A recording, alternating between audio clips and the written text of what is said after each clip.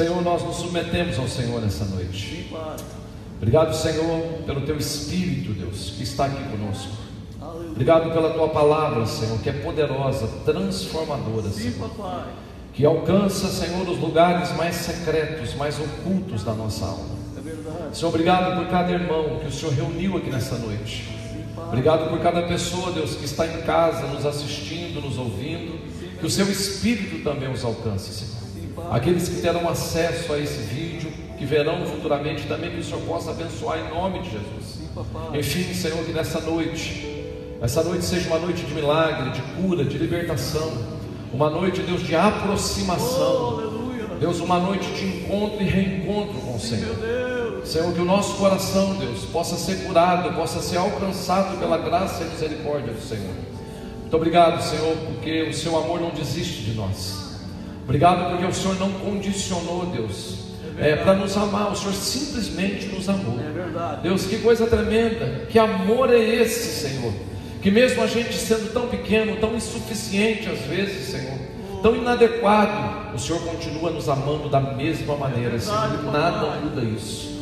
Te louvamos, Senhor, te louvamos, te adoramos, Senhor. Queremos expressar, Deus, a nossa gratidão por poder estar na Sua presença. Senhor, a Tua palavra diz que não foi nós que Te escolhemos. Que coisa poderosa, o Senhor quem escolheu a cada um de nós. Nós não temos palavras para expressar, Deus, como nós estamos felizes por estarmos na Sua presença nessa noite.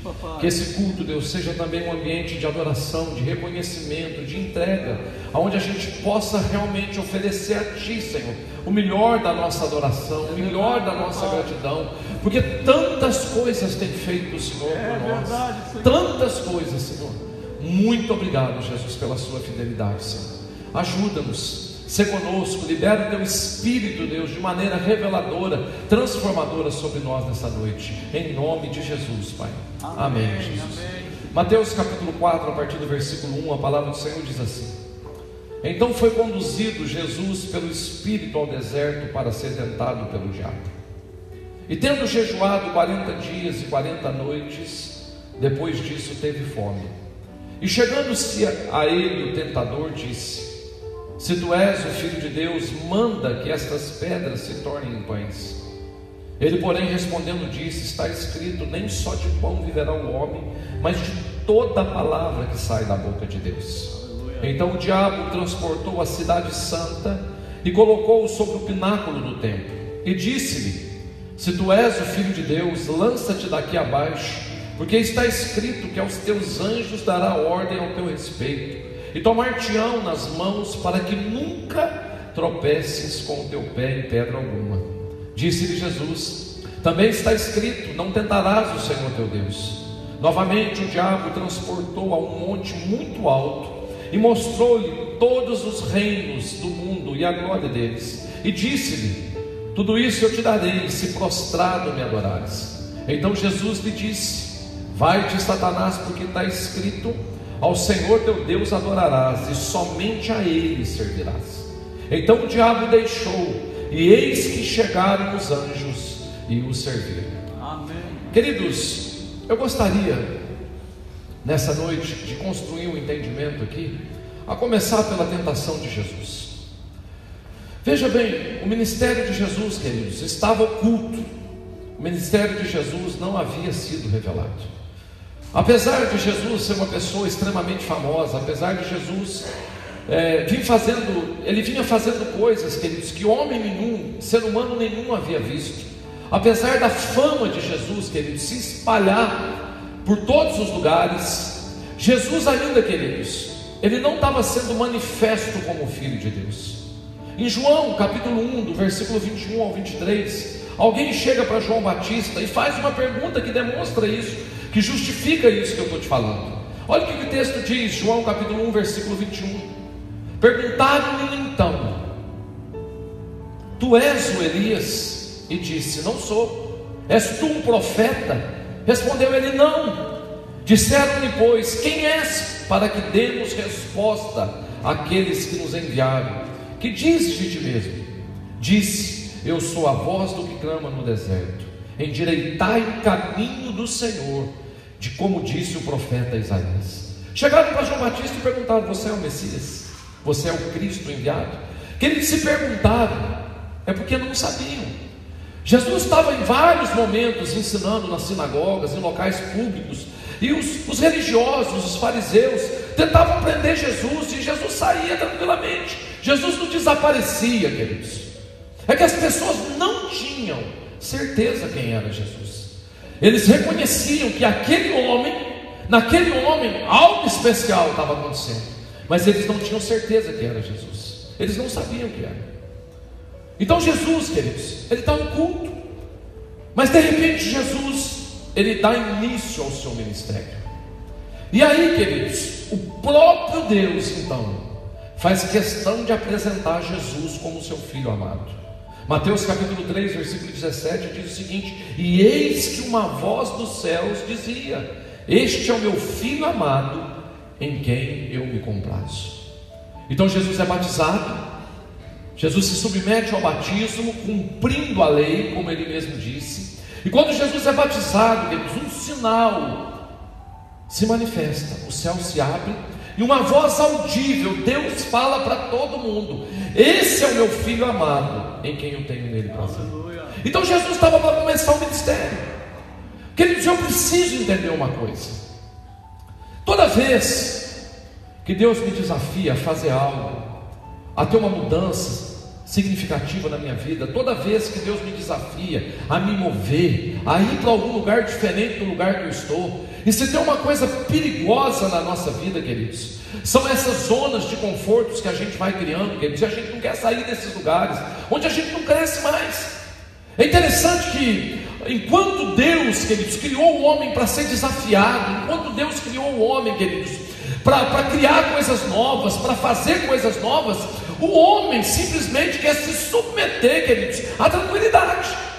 Quem não quer, queridos, encontrar estabilidade? As pessoas trabalham para isso, as pessoas sofrem para isso, as pessoas sacrificam para isso. E é interessante, queridos, que quanto mais estável a gente está, menos a gente cresce, menos a gente aparece, menos a gente desenvolve.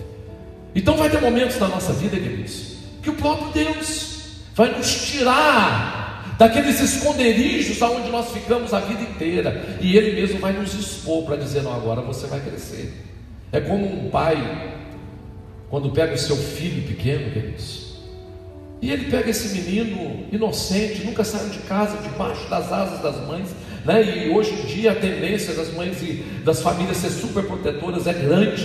E aí pega aquele menino inocente e leva pela primeira vez para a escola. Irmãos, aquela criança está num universo que ela nunca viu. E aí a mãe deixa aquele menino com a professora. A gente não sabe quem chora mais, se é a mãe ou se é a criança. A vontade da mãe, com certeza absoluta, era sentar numa cadeirinha daquela e ficar, né, espremidinha ali, mas pelo menos está ali. E aí a criança está se derretendo inteira em lágrimas. E a professora olha para a mãe e fala: pode ir embora, está tudo bem. E aí o menino olha para a mãe com aquela carinha de não tem nada bem, e a mãe pensa: como que está tudo bem? Meu filho está morrendo. Mas se a mãe não tiver coragem de fazer isso, queridos, quem vai chorar depois não é ela, não é a criança, mas é ela, porque esse menino precisa aprender a crescer. E ali, queridos, esse menino vai enfrentar talvez o primeiro grande desafio da vida dele, um universo que ele nunca viu, pessoas totalmente desconhecidas, e ele não pode nem chorar, ele tem que ficar bem. Mas esse é o processo natural de crescimento. E assim é Deus conosco, queridos, em alguns momentos. Vai ter hora que Deus vai nos expor. E o que Deus estava fazendo com Jesus aqui era exatamente isso. No mesmo tempo que Deus apresenta Jesus como seu filho para o mundo, Ele também expõe Jesus aos seus perseguidores.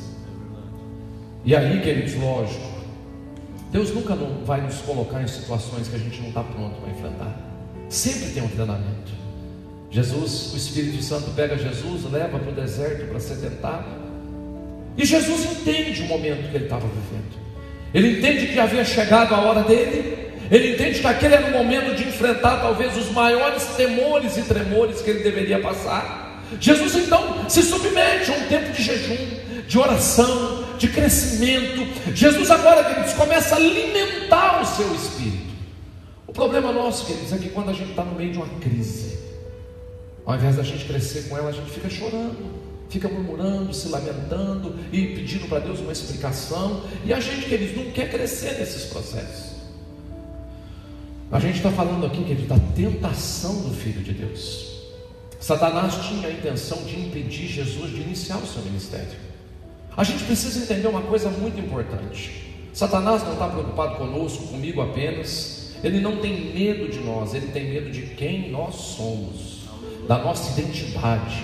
Quando Satanás ouviu que aquele era o Filho de Deus, ele dedicou todas as suas forças, porque Jesus não significava apenas um homem, ele significava a salvação da humanidade. Irmãos, você foi criado para grandes projetos de Deus. Não espere que Deus vai ficar amaciando com você a vida toda, não, queridos. Vai ter hora que Deus vai te levar para o deserto. A verdadeira batalha que a gente enfrenta na vida não é contra a pessoa, mas contra o que a pessoa significa. É o seu significado. Você é filho, você é filha. Toda tentação, toda dificuldade, toda investida de Satanás, por trás dela tem um planejamento estratégico a longo prazo. É uma questão de identidade. Então a maioria das pessoas, elas estão escondidas, não sabem de verdade quem elas são, até Deus mesmo as revelar. Queridos, eu tenho aprendido uma coisa com Deus, que por pior que seja a nossa história, por pior que seja, provavelmente você viveu naquela casa, naquele lar, naquele momento, porque Deus estava te escondendo ali. Talvez se Satanás soubesse quem você era quando você nasceu, ele teria te destruído. Quando você olha para a história, quando você olha para a Bíblia, queridos, você aprende, isso fica muito nítido para nós. Moisés, queridos, nasceu aonde? Escondido. A mãe dele era uma escrava, uma hebreia. E sabe aonde Deus colocou Moisés, queridos? Dentro da casa de Faraó. Faraó falou, vou matar. Deus falou, você é bobo. Além de não matar, você vai ter que criar. Deus escondeu Moisés dentro da casa de Faraó, o seu maior perseguidor. Sabe onde estava Gideão? Malhando trigo. Sabe onde estava Davi? No meio de um pasto, cuidando das ovelhas. Nem na primeira seleção ele foi convocado. Ele era o reserva do reserva. Só chamaram Davi porque não tinha mais ninguém. Deus esconde pessoas, queridos. Agora, a maneira que a gente lida com a nossa história, o entendimento que a gente tem sobre isso, a cura que a gente resolve ter, queridos, é que vai fazer toda a diferença. É hora da gente parar de se lamentar e falar, Deus, obrigado porque o Senhor me guardou, mas agora chegou a minha hora e eu quero ser quem eu nasci para ser. Aleluia. Era isso que Jesus estava enfrentando. Ele falou, não vou dar para trás. Pedro, na tentativa de desanimar Jesus, fala, Jesus, não vai não, você vai morrer. Jesus na hora falou para ele, o capeta. Irmãos, quantas pessoas estão tentando minimizar aquilo que você é e aquilo que você significa? Satanás tem muito medo de quem você pode se tornar. Então o pecado, a luta, a dificuldade sempre visa desqualificar a pessoa, anestesiar a fé, nos afastar do sobrenatural. Deixa eu te falar uma coisa, queridos. Muitas pessoas estão procurando realização no lugar errado. Sabe por que muita gente está frustrada? Porque a gente coloca expectativa em pessoas, porque a gente coloca expectativa em lugares, a gente coloca expectativa em coisas. Às vezes a gente está orando tanto pelo sobrenatural e a gente não consegue perceber, queridos, que há muito tempo o sobrenatural já se tornou natural na nossa vida. Queridos, olha para você, olha para a sua casa, para a sua família, olha a maneira que Deus vem te incomodando, olha a maneira que Deus vem mexendo com você. Queridos, olha a maneira que Deus tem olhado para você. Deus sempre esteve do nosso lado. Talvez não foi do jeito que a gente queria, talvez não foi do jeito que a gente imaginou, do jeito que a gente sonhou. Mesmo assim, queridos, Deus continua nos sustentando a cada dia.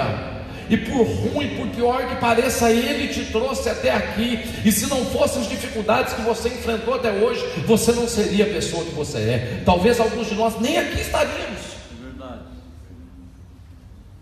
Nada mudou.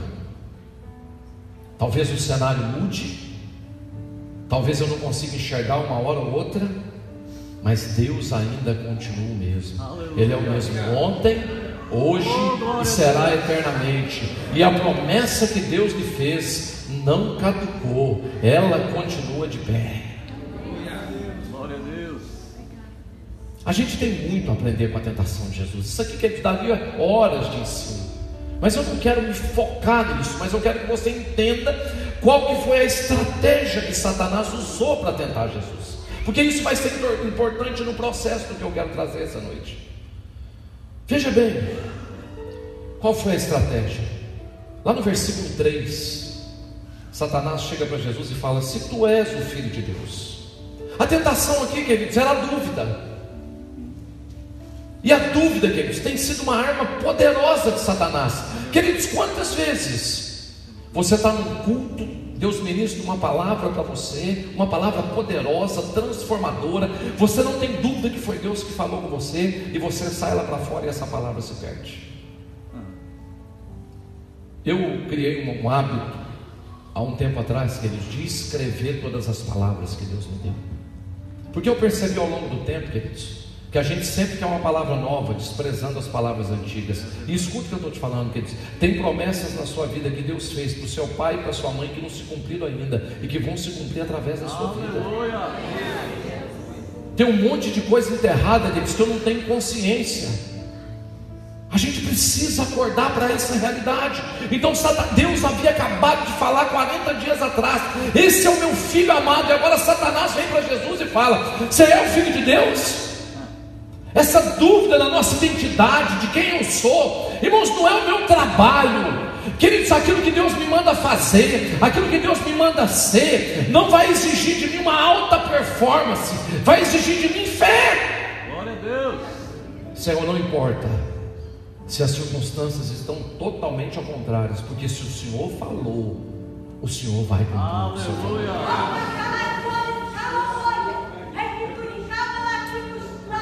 Olha o versículo 3. Olha o versículo 3. Transforma essas pedras em pão. A tentação aqui, sabe qual que era, queridos? Jesus demonstrar o seu poder antes de aprender a depender de Deus. Verdade. Como que nós somos tentados todos os dias, queridos, a ter poder? Fala comigo, poder. Poder. Fala para o irmão que está do seu lado, poder. Fala assim: Jesus foi tentado a acreditar no seu próprio poder. Aí no versículo 3, no versículo 5, o que o diabo faz com Jesus? A Bíblia diz: então o diabo transportou. Irmãos, Jesus estava no deserto, o pior lugar do mundo talvez para uma pessoa estar. E tem momentos que a gente atravessa desertos, sim ou não? Desertos, queridos, que para o outro parece um oásis, mas para mim é o pior lugar da minha vida. E deserto não tem nada a ver, queridos, com areia ou com sequidão. Deserto tem a ver, queridos, com uma batalha interior. Porque no deserto, queridos, foi o tempo que o povo mais desfrutou da glória de Deus e da presença de Deus. Era tudo 0800. Engordava, a roupa crescia, murchava, a roupa diminuía, o pé crescia, o sapato crescia. Comida não podia nem requentar, tinha que ser do dia, não podia guardar para outro dia. Então deserto não tem nada a ver com areia. São aqueles momentos da nossa vida, queridos, que Deus nos coloca em determinados lugares que a gente não quer enfrentar. Pode ter certeza absoluta, queridos, você vai vir para a igreja e vai ter uma fase na sua vida que vai ser uma fase boa, aonde aquela fase do nada me faltará, o Senhor é meu pastor e nada me faltará. Um dia eu ainda quero pregar essa mensagem para você. Mas vai chegar uma fase que você vai andar pelo vale da sombra e da morte. São esses vales que ninguém quer enfrentar, que todo mundo tem medo. Então, irmãos, Deus havia colocado Jesus nesse momento. Talvez ali Jesus, queridos, naquele lugar sozinho, sem ninguém, ele começou a pensar: será que eu quero morrer mesmo pela humanidade? Será que eu estou disposto a passar por tudo que eu tenho que passar? Será que é justo? Talvez Jesus viveu conflitos terríveis. Mas sabe o que o diabo fez? Falou: no lugar aonde Deus colocou Jesus, eu não vou conseguir derrubar ele. Então sabe o que Satanás fez? Transportou Jesus. Sabe qual é a tentação aqui? permanecer, perseverar, continuar, não esmorecer, ficar firme. Tem hora na nossa vida que diz que a vontade que a gente tem é de sair correndo, é de enfiar a cabeça no buraco, aquela unção da avestruz, né? De que você enfia a cabeça no buraco, a unção do tatu. Quanto melhor você trabalha, mais fundo você vai.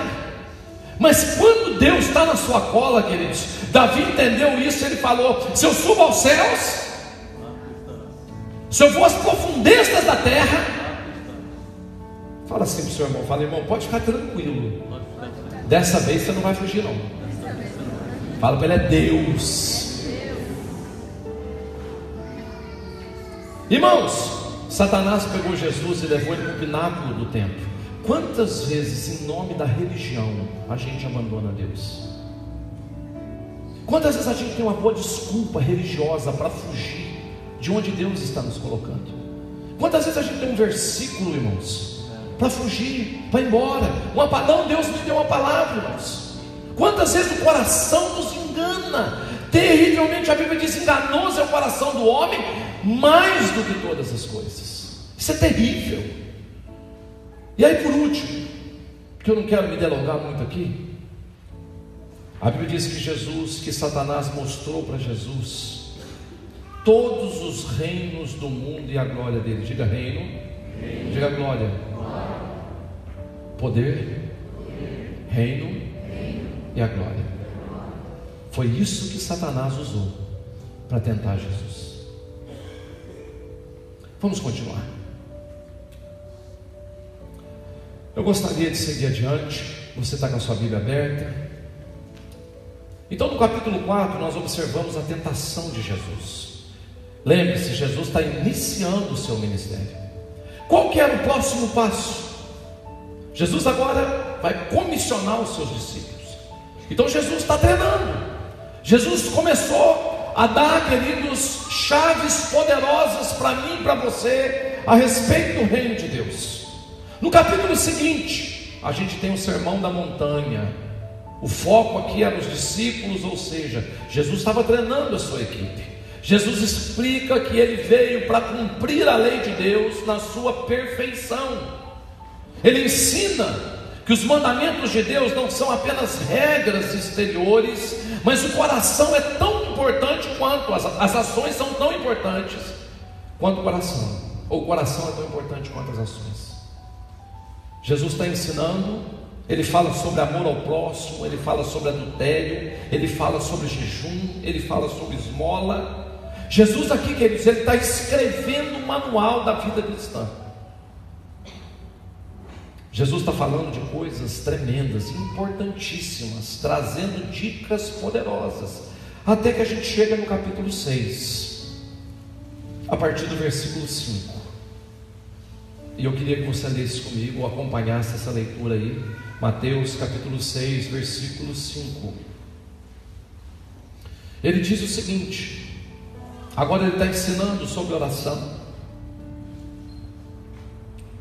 E ele fala: e quando orares, não seja como os hipócritas. Então ele está falando que tem um monte de gente que ora e é hipócrita.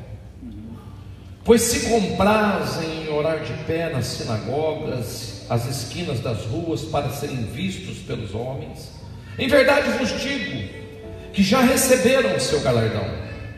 Mas tu, quando orares, entra no teu quarto e, fechando a tua porta, ora ao teu pai que está em secreto. O teu pai que vê em secreto e te recompensará publicamente. E orando, não useis de vãs repetições como os gentios, que pensam que por muito falarem serão ouvidos.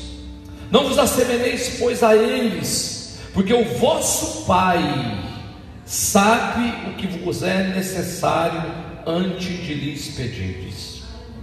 Portanto, vós orareis assim: Pai nosso que estais no céu, santificado seja o teu nome. Venha o teu reino, seja feita a tua vontade, assim na terra como nos céus. O pão nosso de cada dia nos dai hoje. Perdoa as nossas dívidas, assim como nós perdoamos aos nossos devedores. E não nos deixe cair em tentação, mas livra-nos do mal, porque teu é o reino, o poder e a glória para sempre.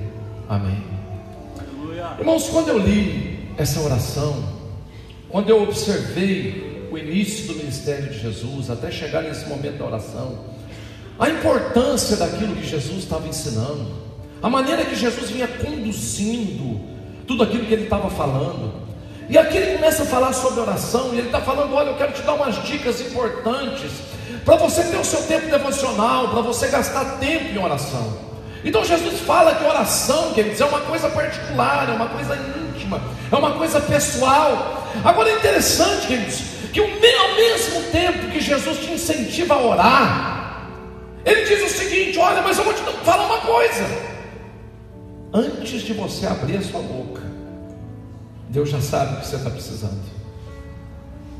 Falei: então para que orar?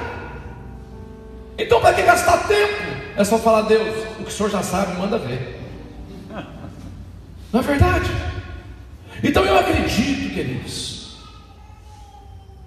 que Jesus aqui, queridos, está nos trazendo muito mais do que um ensino de uma oração. Mas Jesus está nos trazendo um alerta poderoso. Esse texto, queridos, para mim, é um alerta de Jesus para mim e para a sua vida. Eu quero focar nessa noite no versículo 13. Olha o que diz o versículo 13: e não nos deixe cair mas livra-nos do... Por quê? Porque teu é o poder e a glória para sempre. Isso te lembra alguma coisa nessa noite? Você já ouviu essas 3 palavrinhas hoje nesse culto? Quando que nós vimos essas palavras aparecendo, querido? Quando Jesus foi tentado, quando Satanás queria destruir a maior manifestação de redenção que o universo já viu. Agora Jesus, ele passou por essa tentação, e agora ele está te ensinando. Olha o que ele diz: quando você for orar, peça para Deus. Quando você estiver a sós com Deus, peça para Ele. Peça para Ele não te deixar cair em tentação, mas para Ele te livrar do mal. Irmãos, isso aqui não está no plural, está no singular. Mas quando você olha, irmãos, para um conceito de tentação, quantas vezes num dia você é tentado? Quantas tentações que nos cercam, quantos males que nos cercam. Se eu for orar, irmãos, para Deus não me deixar cair em tentação, eu vou ter que orar o dia inteiro, porque cada dia tem uma tentação nova, e quando não tem, eu não invento. Então do que Jesus estava falando? Que tentação é essa? Que mal é esse? Que alerta que Jesus estava trazendo para mim e para você? Qual que é o ensinamento aqui, queridos? Se a gente quiser crescer, nós não podemos simplesmente ler a Bíblia como a gente tem lido. Nós precisamos começar a pedir a Deus, queridos, que nos revele. Jesus aqui está nos provocando a ir além, a pensar fora da caixa, a ouvir a voz do Espírito Santo. Jesus está falando aqui de uma tentação, de um mal. Ele está dizendo: ore sobre isso, porque você corre um risco, você vai ser tentado sobre isso. Jesus está te alertando. Jesus está trazendo dicas importantíssimas para mim e para você.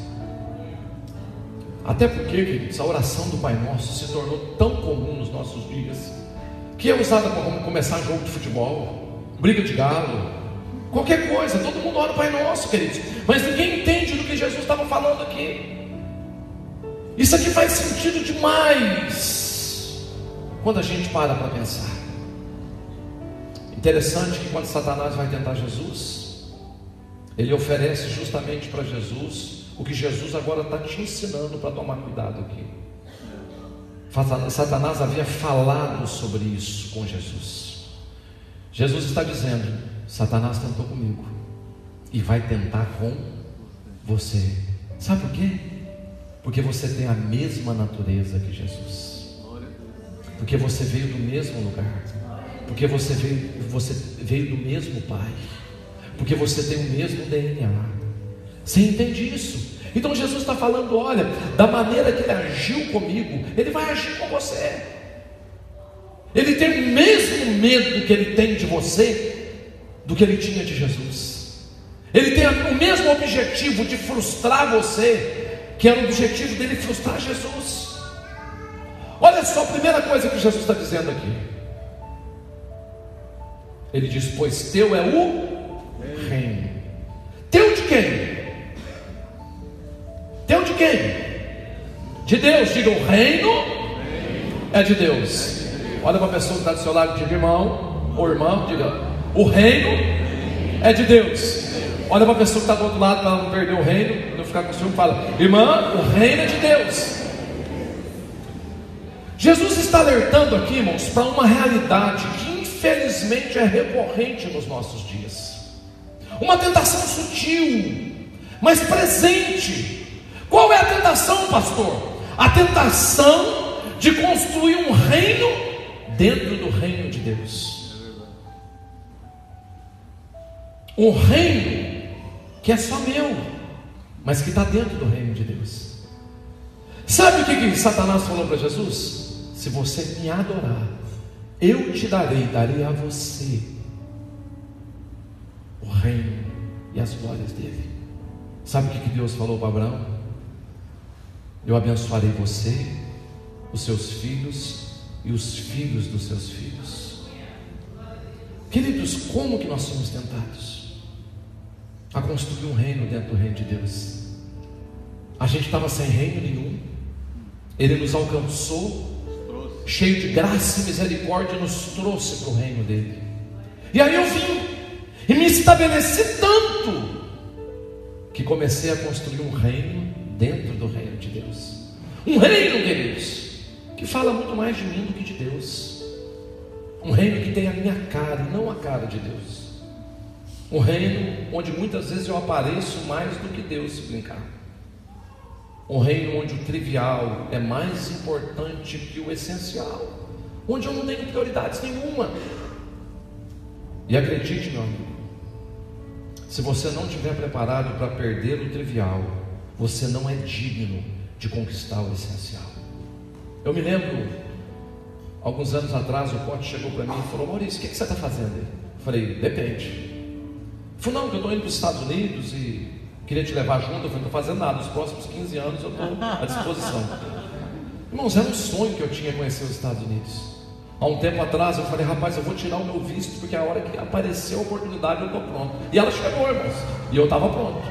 E embarcamos para os Estados Unidos. Irmãos, se nós fomos em 5 ou 6 estados, e eu andando naquela cidade e tal, eu falei: rapaz, que coisa maravilhosa isso aqui. E eu lembro no dia 10 de agosto, eu estava naquela avenida famosa lá dos Estados Unidos, a Times Square. E eu caminhando e olhando aquele tanto de luz e tal, falei: Deus, só o Senhor poderia me dar um presente de aniversário desse. E daqui a pouco chega o Pote, uma caneca bonita, comprou numa daquelas lojas de café lá, falou: Maurício, isso aqui é um presente para você. Eu olhei para aquela caneca, falei: rapaz, eu ganhei uma caneca nos Estados Unidos do Cote, meu líder. Isso aqui, quando ele morrer, vai valer uma fortuna, vai ser minha aposentadoria. E aí, irmãos, guardei aquela caneca, trouxe tranquilo, vim embora. Cheguei em casa, tempo de frio em Curitiba, eu amo tomar chá, e toda noite eu tomo chá e gosto muito. E eu lembro que um dia eu estava na cama deitado com a minha mulher, a gente estava conversando e batendo um papo. Daqui a pouco, irmãos, eu escutei um barulho, ela falou: quebrou uma caneca. Eu tinha um trauma de infância, irmãos. Uma vez eu quebrei um copo em casa. Eu não sei se meu pai estava com a pá virado ou com os apás todos virados, mas eu tomei uma surra tão grande, mas tão grande, que eu passei a acreditar, irmãos, que copo valia uma fortuna. E eu ia na casa das minhas tias, via aquelas cristaleiras antigas, aqueles copos de massa de tomate, e eu falava: rapaz, essa mulher é muito rica, porque tem muito copo. Até que um dia eu entrei no mercado, irmãos, e vi o preço que valia um copo. Falei: cara, eu não acredito que eu paguei por causa do trem desse. Eu comprei uns 5, irmãos, para quebrar na porta. Fiz um ato profético. Então, quando quebrava um copo lá em casa, irmãos, eu dava glória, eu falava: graças a Deus. E lá em casa a gente tem um combinado: se você faz alguma coisa para outra pessoa, a primeira vez que você encontra com a pessoa, você vai falar para ela. E eu acordo de manhã no outro dia, chega o Davi, meu filho mais novo, para mim e fala: qual é o teu negócio para te contar? Eu falei: pode falar, meu filho. Quebrou uma caneca. Eu falei: não tem problema não. Glória a Deus, quebrou, está quebrado. Ele falou: pai, essa caneca eu estou achando que vai me dar problema. Eu falei: não vai, Davi, isso é só a caneca, filho. Quebrou, quebrou. Eu Falou: pai, mas por que eu estou sem paz com essa caneca? Eu falei: porque você é bobo. Ele falou: pai do céu. Eu falei: Davi, em nome de Jesus. Quebrou. Ele falou: pai, essa caneca não vai ser assim, eu tenho certeza. E ficamos naquele embate. Não tem problema. Eu fui ficando nervoso, irmãos. Eu falei: Davi, em nome de Jesus, não tem problema, meu filho. Quebrou, está quebrado. Ele falou: você tem certeza, pai? Eu falei: é absoluta. Ele falou: foi a sua caneca dos Estados Unidos que o pote te deu, a sua aposentadoria. Na hora, irmãos, o espírito do UFC baixou. Eu já fui para dar nele no mata-leão. Eu falei: cara, eu vou te matar. Ele falou: estou pronto para morrer desde ontem, a hora que eu quebrei a caneca. Eu só estou esperando a hora. Mas morrer eu já estou morto. E quando eu fui para pegar ele, irmãos, para moer ele de 325 pedaços, o Espírito Santo falou comigo: não lute por aquilo que você já perdeu, mas lute por aquilo que você ainda pode perder. Irmãos, eu dei uma freada e falei: como é que é? O Espírito Santo falou: você entendeu bem. Essa caneca não vai voltar nunca mais, mas você pode perder o seu filho agora. Queridos, quantas vezes essas coisas falam muito mais alto no nosso reino? Eu falei para Davi, Davi, você não tem ideia do livramento que Deus te deu agora. Ele olhou para mim e falou: pai, eu estou orando desde ontem à noite. Eu tenho ideia. Aí no dia dos pais ele me deu uma caneca e falou: pai, não é dos Estados Unidos nem a sua aposentadoria, mas vai quebrando galho. Queridos, quem não estiver preparado para perder o trivial não é digno de conquistar o essencial. Quantas vezes o essencial, queridos, perdeu o valor e se tornou trivial na nossa vida? No meu reino é assim, queridos. Coisas são muito mais importantes do que pessoas. E eu faço isso, queridos, dentro do reino de Deus. Por quê? Porque eu construí o meu reino dentro do reino de Deus. Muitos estão construindo o seu próprio reino. Isso é uma tentação. No meu reino sou eu quem mando, sou eu quem decido. No meu reino eu escolho quem entra, quem fica, como as coisas funcionam. No meu reino, queridos, eu simplesmente viro as costas e vou embora.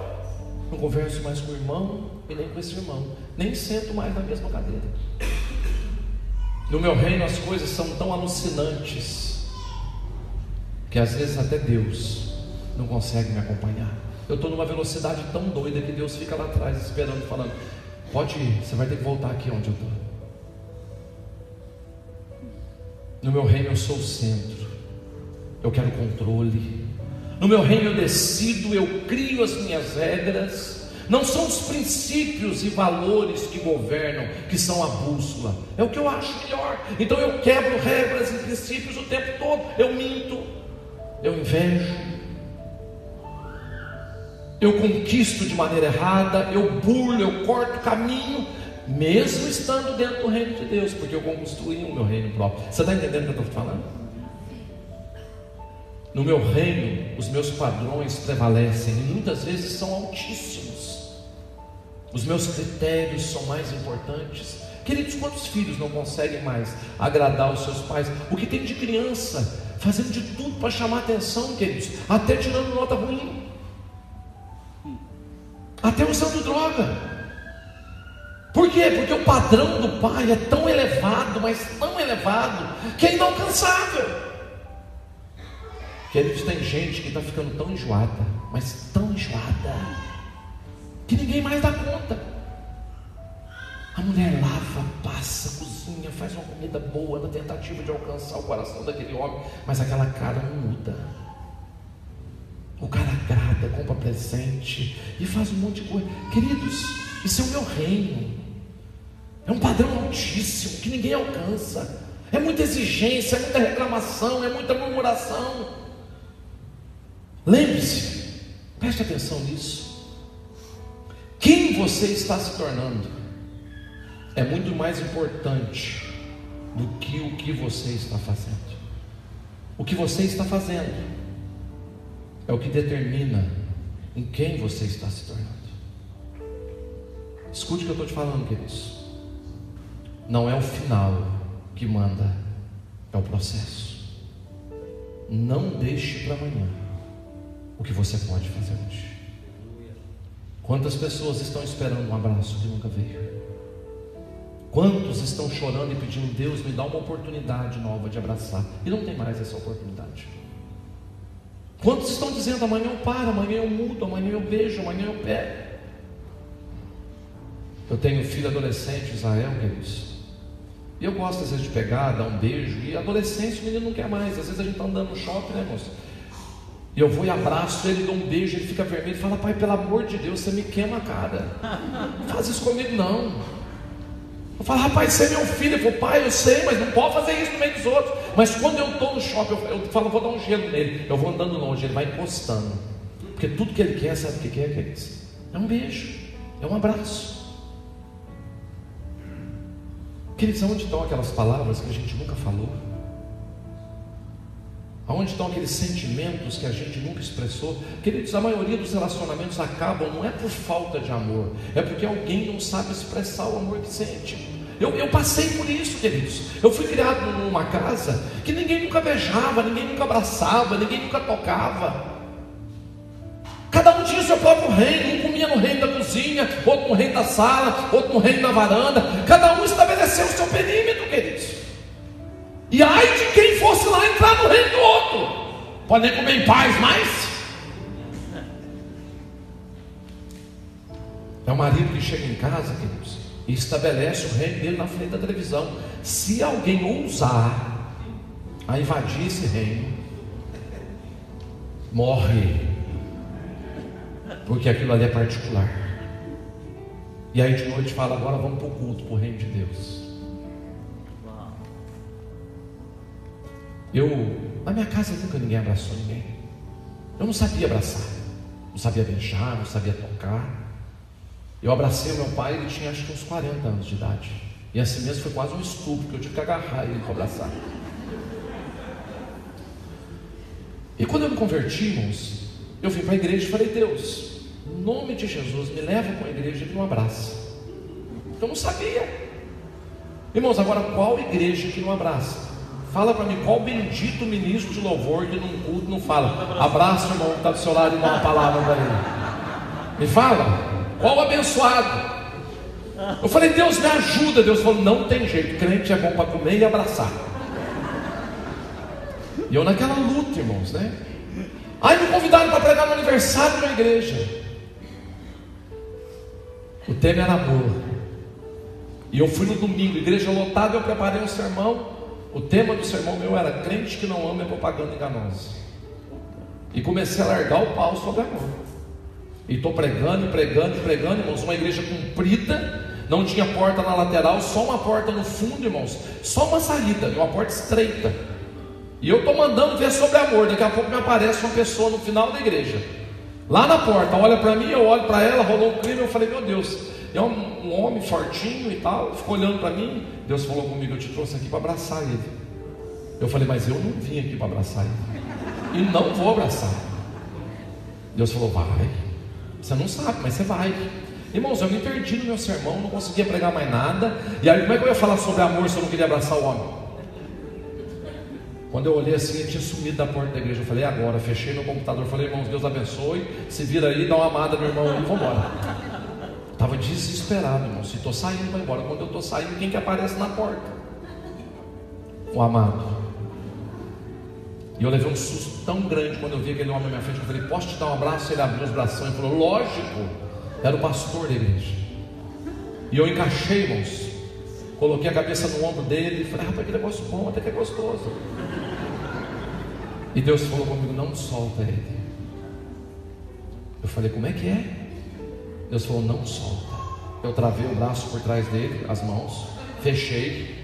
O culto acabou, todo mundo querendo sair, nós na porta. Eu falei: Deus, o Senhor não tinha outra hora para me curar? Irmãos, pensa na situação. 10 minutos, barriga suando, ele com a mãozinha por baixo: tá bom, irmão, tá bom. Eu falei: tá bom, não, aguenta firme aí. E Deus falou comigo: não solta. E todo mundo querendo sair, um comentando com o outro, e eu agarrado com o homem, com a cabeça no ombro dele, falei: estou morto. Acabou minha vida nesse culto. Quando deu uns 25 minutos, irmãos, Deus falou: não solta. Eu falei: não vou soltar. Eu comecei a apertar para ver se ele desmaiava, porque eu falei: caiu na unção, Deus abençoe, vamos embora. Mas o homem era forte, irmãos. 40 minutos eu lá com o homem, todo mundo comentando o que está acontecendo, vem matar o pastor. Deus falou comigo: eu vou fazer, eu quero que você sinta o que ele está sentindo agora. Nessa hora eu tive uma visão.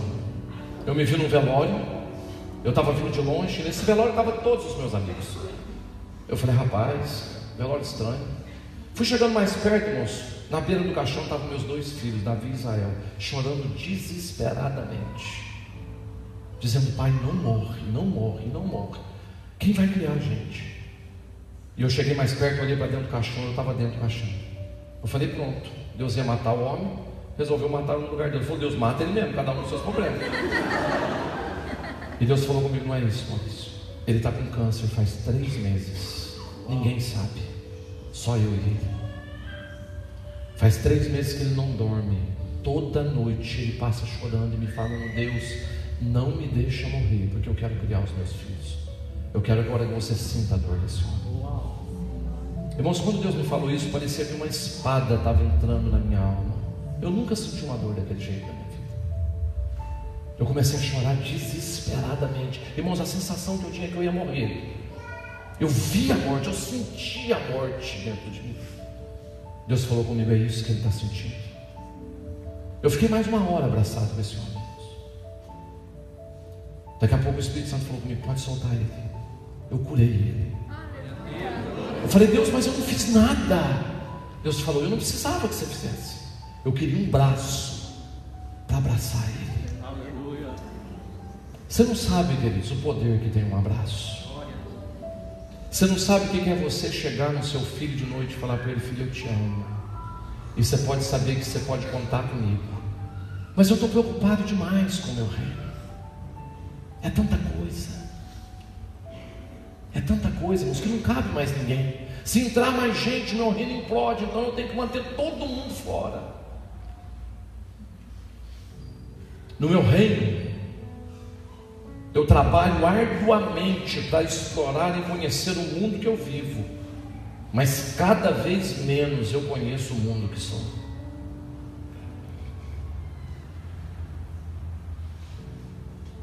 Somos tentados todos os dias a ser egoístas, a correr atrás de coisas sem valor e desprezar as que têm muito valor. Meu reino, minha vida, minhas coisas, minhas decisões. Isso acontece de maneira sutil, sorrateira, e a gente vai levantando os muros, cada dia um tijolinho. Quando a gente percebe, nós estamos trancados lá dentro e ninguém mais tem acesso. Agora, no reino de Deus é diferente. É Ele quem manda, é a vontade dEle. Tudo acontece primeiro nos céus. Ou seja, seja feita a tua vontade, assim na terra como no céu. Eu sei de onde é a dependência. No reino de Deus, eu sou sustentado de cima para baixo. Eu me jogo sem medo, porque eu sei que Ele estará lá, independentemente das circunstâncias. Então eu posso parar e abraçar o meu filho, porque eu sei que a minha empresa não vai ruir, o meu trabalho não vai se acabar. Eu posso parar um dia e dizer para a minha família: vamos sair junto e vamos nos alegrar no Senhor, porque é Ele quem tem cuidado de nós. No reino de Deus, uma alma vale mais que o mundo inteiro. No reino de Deus, todos ganham, ninguém perde. No reino de Deus, o amor não precisa ser merecido, comprado. Ele simplesmente Ele me ama pelo que eu sou. No reino de Deus, todos são bem-vindos, valorizados, úteis. No reino de Deus, o seu maior dom é a graça de Deus. É um reino de justiça, de retidão, de igualdade. No reino de Deus, eu trato os outros exatamente como eu gostaria de ser tratado. No reino de Deus, pessoas andam na luz. Eu sou constrangido pela verdade, eu sou honesto, sincero com as pessoas e comigo mesmo. No reino de Deus, sabemos quem somos, de onde viemos e para onde estamos indo. Aqui não tem lugar para crise de identidade. Sabe por quê? Porque o próprio Pai, o meu Pai, Ele vai abrir os céus e vai gritar: esse é o meu filho amado, em quem a minha alma tem medo de pensar. Obrigado, papai. Como é triste ver pessoas construindo o seu reino, implodindo dentro da igreja. Não são ministérios, são reinados. Não é uma liderança, é um trono. É Ele quem manda.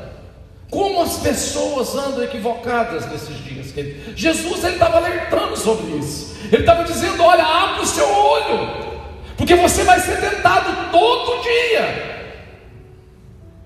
Deus tem compromisso com o reino dele, não com o reino que eu estou construindo.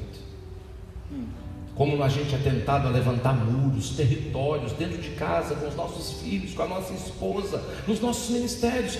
Como que a gente é tentado quando mais as pessoas precisam de nós? A gente está trancado com os portões fechados. Jesus está dando um conselho poderoso aqui. Ele te convida a orar sobre isso, a gastar tempo, a tomar cuidado. Ele disse: olha, fique atento. Satanás vai te propor e até te ajudar a construir o seu reino dentro do reino de Deus.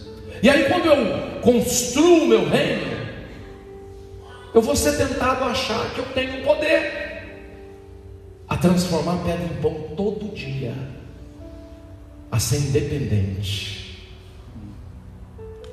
Jesus falou: pois teu é o reino, o poder. O poder não é seu, queridos, é de Deus. Aleluia. Sabe o que ele falou?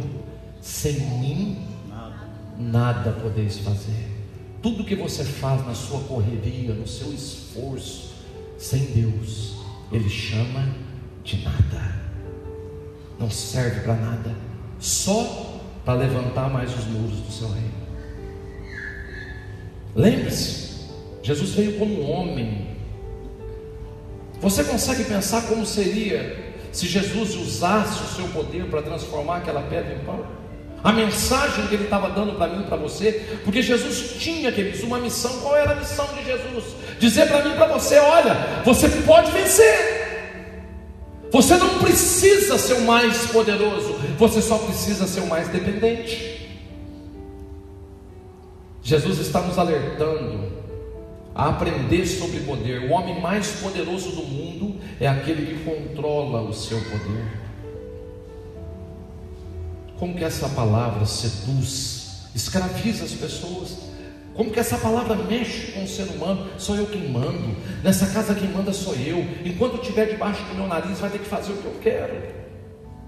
Como essa palavra revela os corações. Alguém já disse: quer conhecer uma pessoa? Dá poder a ela. Mexe com quem somos, com nossos motivos, com os nossos sentimentos. Como somos tentados a pensar que podemos alguma coisa, que a força está em nós. Sabe o que Satanás estava tentando fazer com Jesus? O que ele fez com ele mesmo. Ele falou: eu caí nessa armadilha, Jesus vai cair também, porque ele veio do mesmo lugar que eu. Só que ele esqueceu que ele era Deus. Aleluia. Sabe o que Satanás pensou?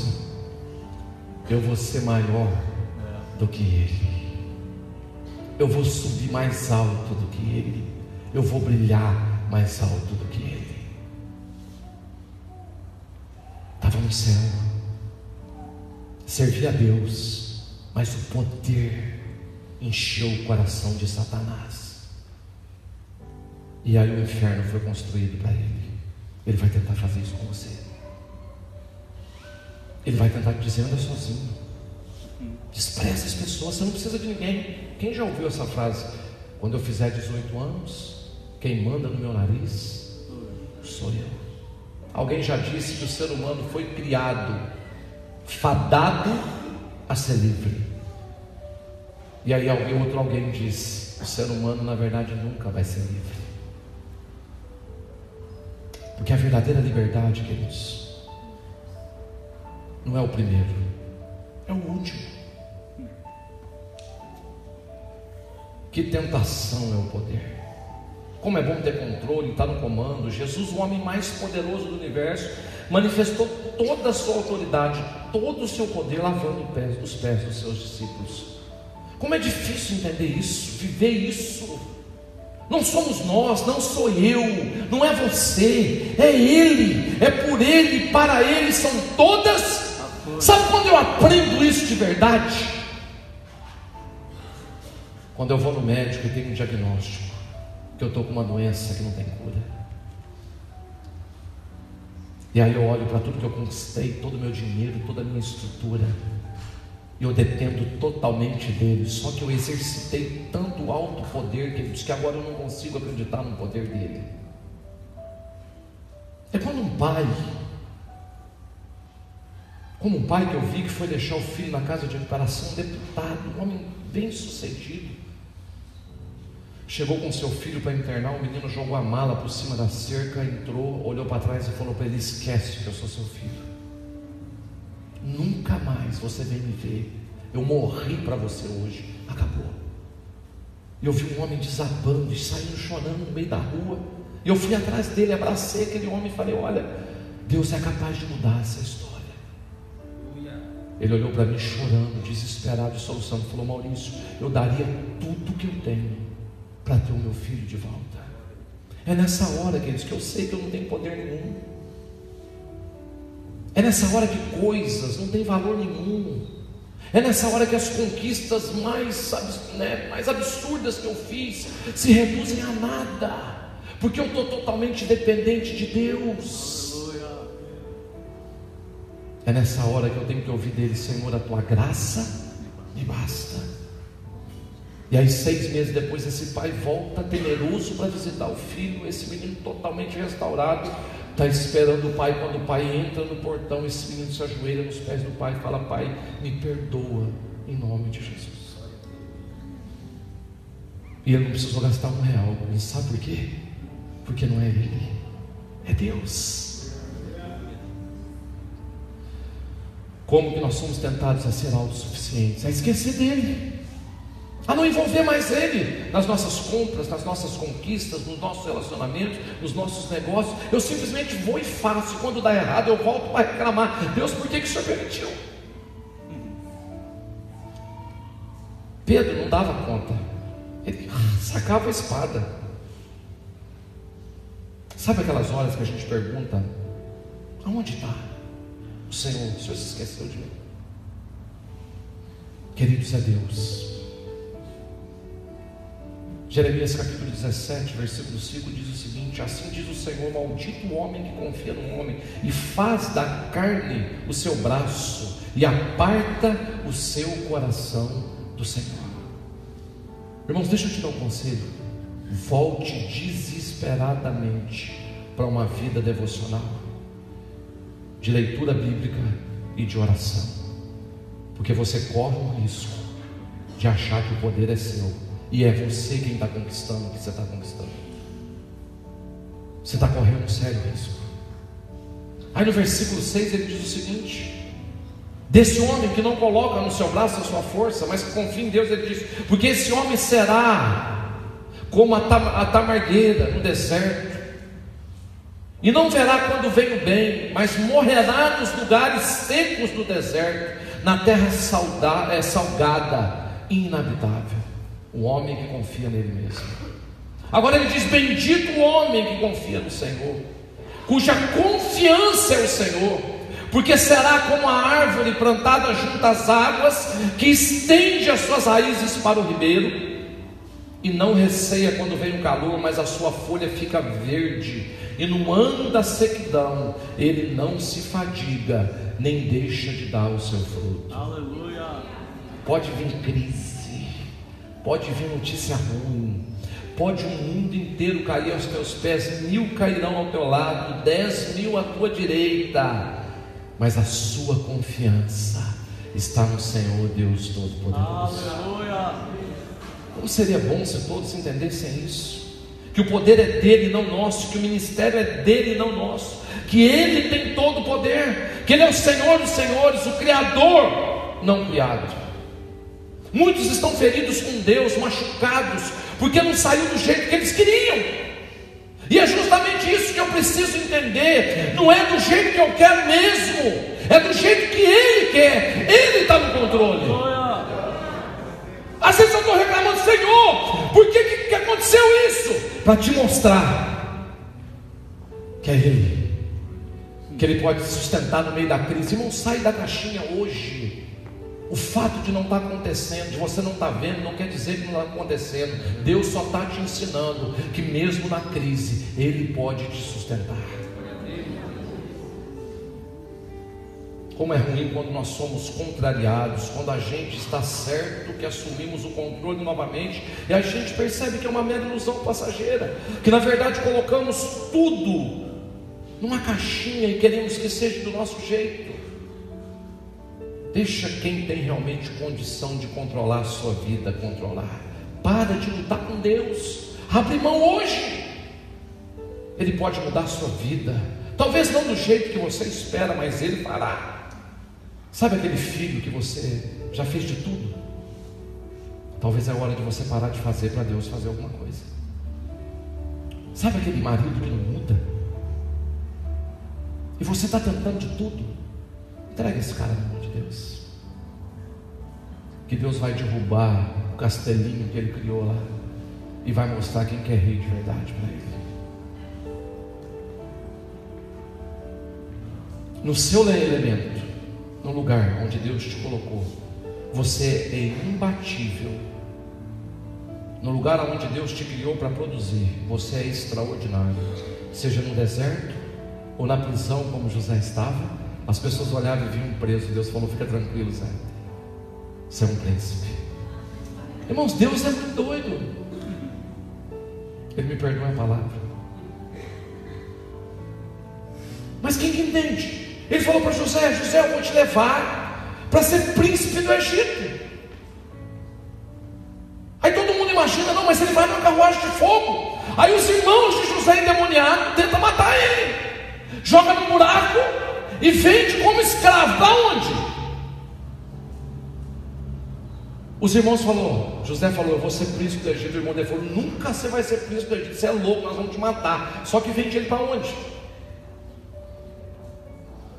Vende ele para o Egito. Aí José está andando, os irmãos dele estão lá atrás: quero ver virar príncipe, quero ver para o Egito virar príncipe. Deus fala lá de cima: fica firme, José, isso aí é só a carona. Todo mundo via um escravo, Deus via um príncipe. No seu lugar de autoridade, você é imbatível, você não está falido, você está escondido. Ele é o Deus Todo-Poderoso, Criador dos céus e da terra.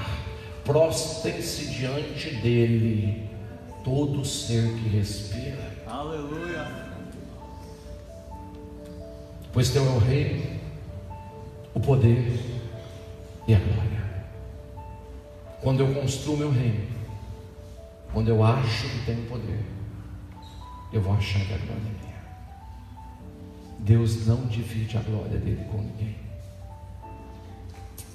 Eu comecei a pregar, queridos, algumas coisas começaram a acontecer. Eu estava indo até bem, orando com as pessoas, ministrando uma palavrinha mais ou menos. Eu falei: rapaz, se eu ou Deus não estiver no culto, não vai ser bom. Sabe quando a gente acha que é a gente? Que isso aqui é a glória? Me convidaram para pregar no aniversário de uma igreja. Eu não prego mais aniversário de igreja, irmãos. Para mim só Deus é. E eu fui, sexta, sábado, domingo. Cheguei na sexta, irmãos, uma igreja grande, enorme. Cabia umas 1.500 pessoas. Tinha umas 40 no culto. Não, tinha mais, umas 150. Eu olhei para aquela igreja, aquele tanto de gente, aquele tanto de cadeira.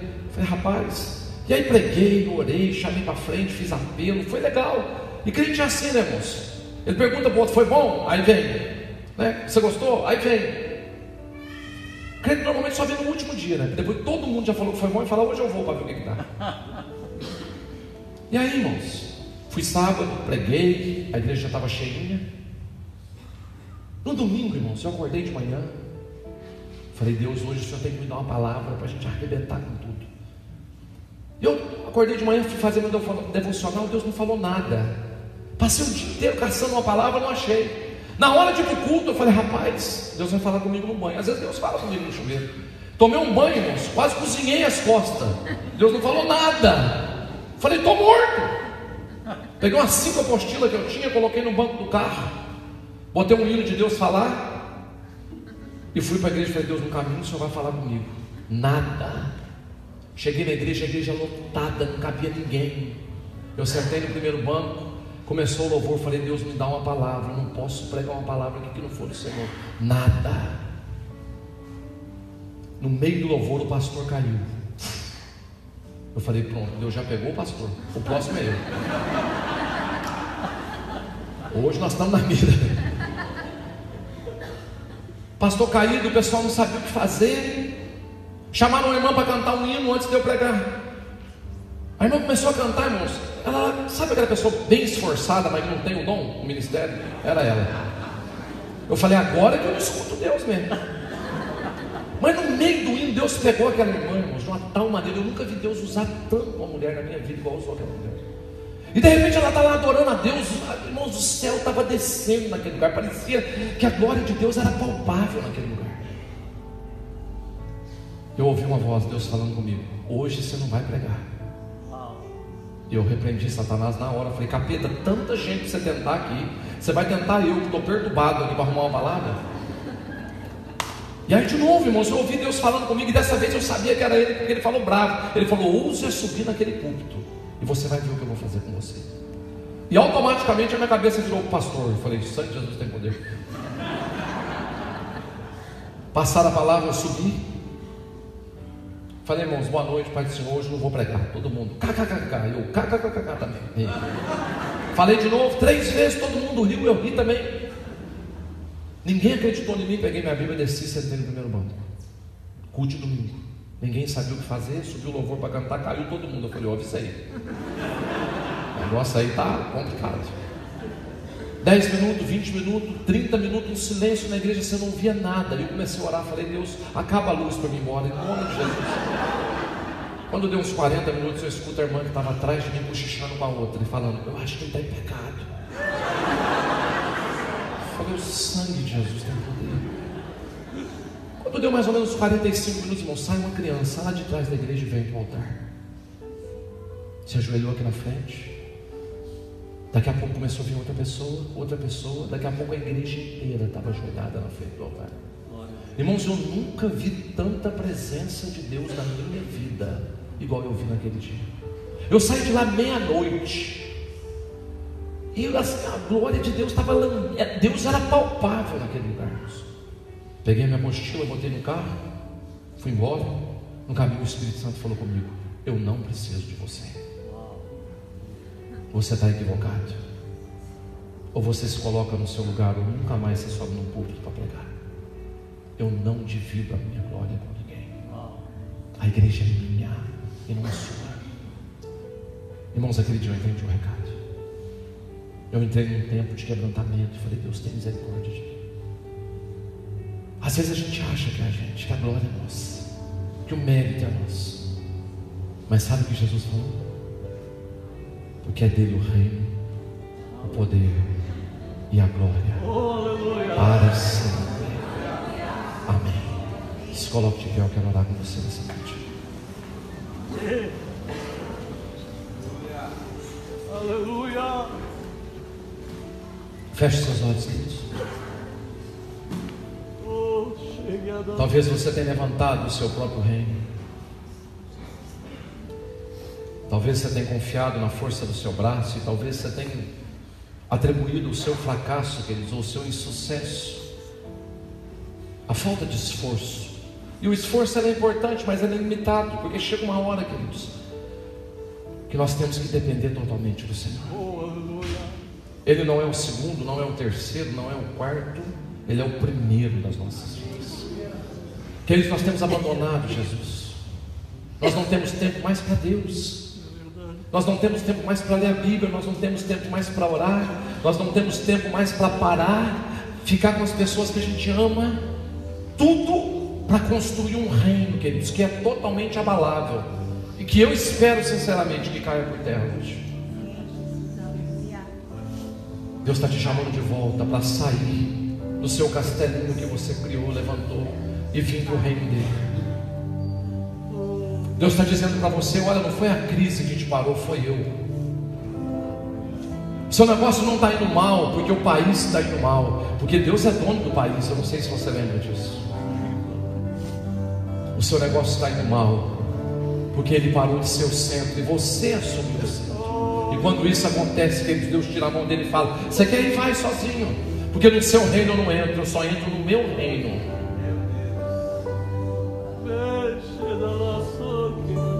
é hora de desconstruir. Talvez você está pedindo para Deus respostas e falando: Deus, eu preciso fazer alguma coisa. E Deus está te respondendo nessa noite: não é fazer, é desfazer. É verdade. Simples assim. Vamos orar em nome de Jesus. Pai, rendemos o nosso coração ao Senhor nessa noite. Te damos toda a honra e toda a glória, Jesus. Te reconhecemos na nossa vida, na nossa família. Nos perdoa, Pai. Nos perdoa porque a gente esqueceu quem é que manda, Senhor. Nos perdoa porque a gente se esqueceu dos melhores lugares. Marta e Maria, nós nos esquecemos e entramos numa correria, na tentativa talvez até de agradar, de ser melhor, mas nos perdemos no processo. Queremos voltar nessa noite, Senhor. Voltar a ser igreja, a ser corpo, sair do reino, voltar a abraçar, beijar, amar. Queridos, eu queria te fazer um convite ousado nessa noite. Talvez você precise desconstruir algumas coisas nessa noite. Talvez você tenha levantado o reino. Eu queria te convidar a sair do seu lugar e vir aqui à frente. Se essa palavra coube para você nessa noite, rapidamente, sem pensar duas vezes, vim aqui à frente que eu quero orar com você aqui nessa noite. Queridos, ninguém desconstrói um reino se não tiver coragem de se expor.